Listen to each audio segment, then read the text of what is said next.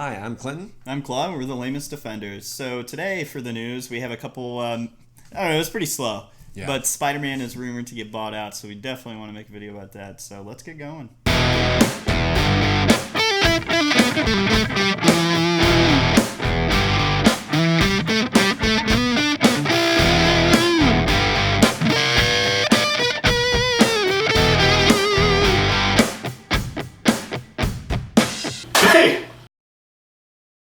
Welcome back, everyone.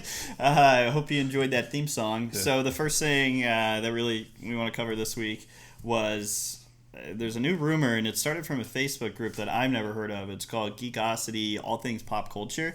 And you have, I wouldn't say more credible websites reporting on this, but I still found it pretty interesting. And it kind of seemed like common sense that Disney would even, be thinking about this. Sure. But apparently they're looking at buying the SpiderMan rights right from Sony.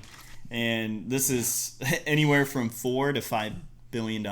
Way too low. Which is, it's super low. Yeah. Because I'm pretty sure Far From Home made I don't know. Far From Home made $1 billion on its own. Yeah. So the whole franchise itself, worldwide, I think it's at $15 billion or something. So, and if you look, Sony's big tentpole movies, it's Spider-Man is number 2, and guess what's number 1? Jumanji.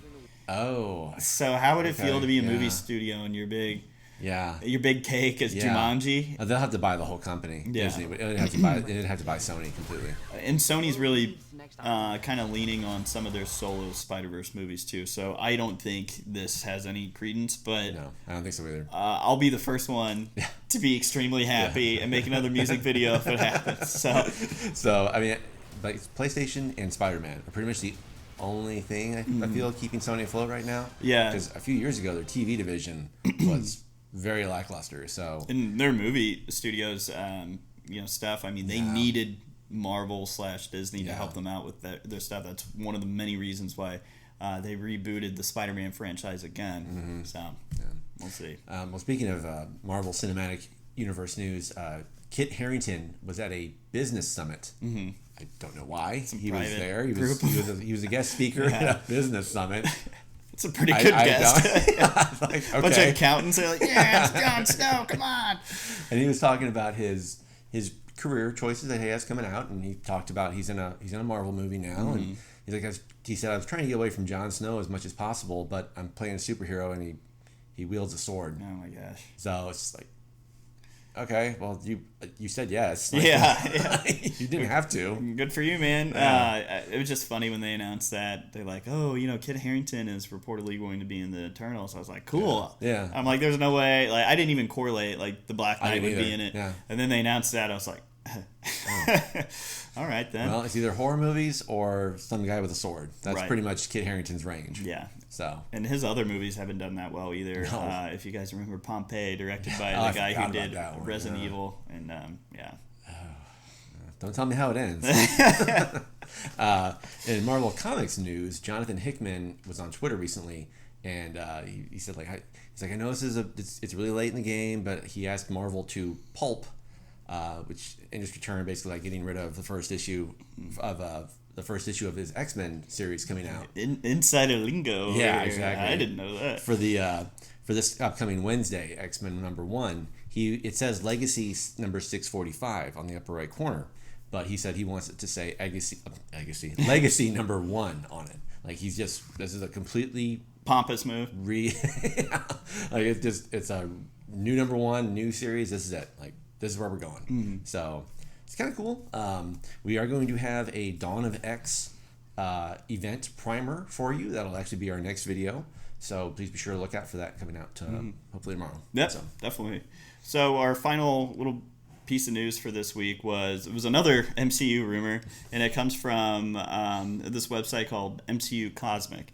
So what they're reporting is that in the new Disney Plus show WandaVision, I guess they're going to have Wanda and Vision's children in the show. And they start off as babies, and then by the end of the show, somehow they're full fledgling adults. So we'll see. It sounds so much like House of M. Yeah. I wonder if this is how they're going to... Maybe... I can't imagine they do it this early, but... They could. I can't imagine they bring the X-Men in this early, but man, it sounds a lot like what they're doing. Yeah, it looks like it's going to be Speed and Wiccan. And Wiccan has been in a lot of things, like, just over the years. I feel like he could be like that next step, like one of the bigger characters for the MCU when they're trying to get some of the younger kids together for their own team. But the quote is, the two babies are part of WandaVision, and they grow up rapidly, but at the end of the show, they somehow become real superheroes and become members of the MCU. So going forward, who knows? Maybe it just leads to another Disney Plus show. I don't know, because I will say I don't want to cast judgment on it just yet. And you have all these reports and rumors, and I would say less than 1% are true.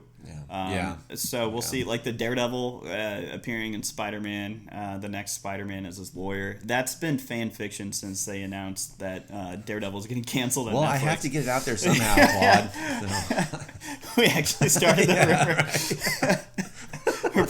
We're probably more credible than a lot of these other places. But that's all we really have for this week. A pretty slow news week, but that's to be expected around this time of year. Yeah. So anyway, guys, thank you guys so much for watching, and be sure to watch our next feature with X-Men. Yep, appreciate it. Stay lame. See ya.